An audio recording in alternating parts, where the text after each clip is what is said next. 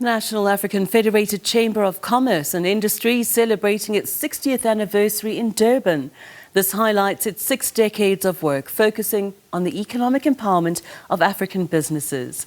For more on this, we now turn to SABC News reporter Simphiwe Makhaya, live from Durban in KwaZulu-Natal.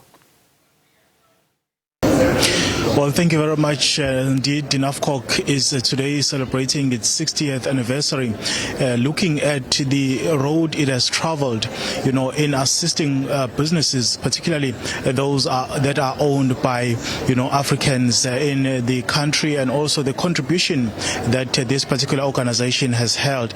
But let's now engage with the president of NAFCOC, that's Mr. Gilbert Mosina, who's going to perhaps talk to us first and foremost about what does this milestone mean for the organization. Thank you so much.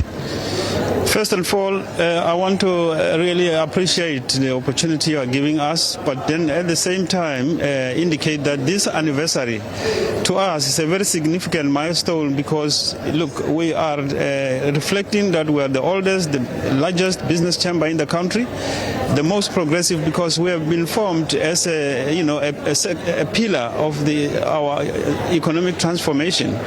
And we are here to celebrate as well our founding fathers who have actually, founded this organization. Their families are here. The family of Dr. Maponya, the family of Dr. Nkonyeni, the family of Dr. Semutwenyani, Mr. Lukuma, and many, many others, they are here. So we just want to honor them for that particular aspect. Secondly, we want to also reflect on the achievements that we have made over some years. I mean, remember in 1948, when the Nationalist Party was about to take over, NAFCOC precursor, which is the African Traders Association, was mobilized, was put together, in other words, conceptualized by the likes of O.R. Tambo, the likes of Mandela, to say we must, as much as we fight for political liberation, we must also fight for economic emancipation. And NAFCOC went through those processes until 1955. It was one of those who mobilized for the formation of the Freedom Charter. And then we went through that process until 1964, when we were formally, launched as NAFCOC.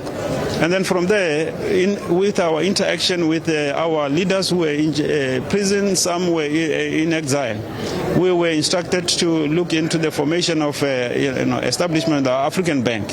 That's why we are here today in KZN, because it was launched here in 1975. And then in 1990, NAFCOC was very instrumental. As you know, the 1985-86, NAFCOC President Dr. Semutwenyani was interacting with the ANC outside the country, which actually laid a foundation for negotiations to start. Hence, there was the release of Mandela in 1990. There was immediately establishment of CODESA, which we participated. And in the CODESA, we actually presented the economic blueprint where the resolution 3456 was actually adopted, and that gave birth to the black economic empowerment all over. I must also emphasize, many of the leaders, both business and political, are the products of NAFCOC because they have been, supported at university level by NAFCOC. So those are our black excellence. That's why we're celebrating for them as well. Mr. Mosina, fast forward now to 2025. What are some of the key challenges or areas that you have identified as NAFCOC that seem to be causing the failure of businesses that are being established by Africans in the country? Well, as you know, one of the achievements that we had was the lobby for the establishment of the Ministry of Small Business, and the minister is here as we speak. But the challenges are many. Lack of access to finance to our people has been a thorn. And even now, as we speak, it is still a very, very big problem.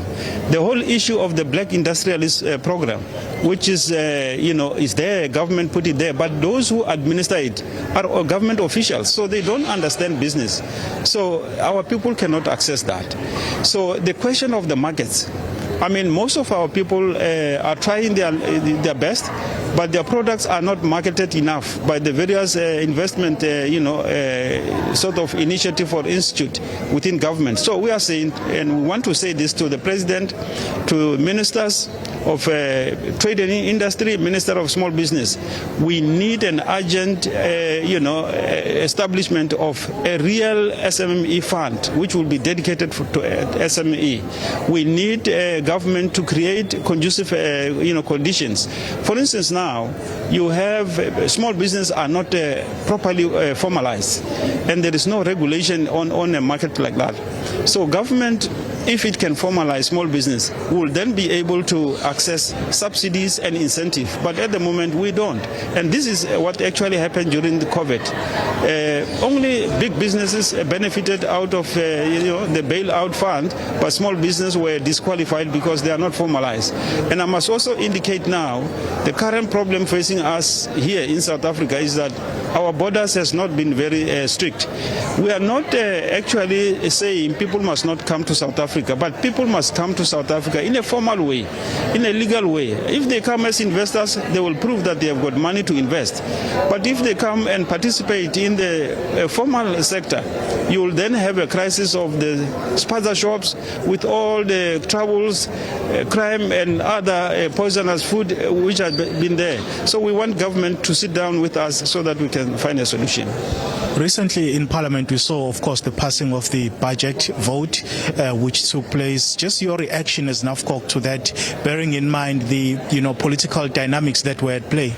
Well, as you know, NAFCOC is apolitical, so we are quite excited that at least the budget is now approved.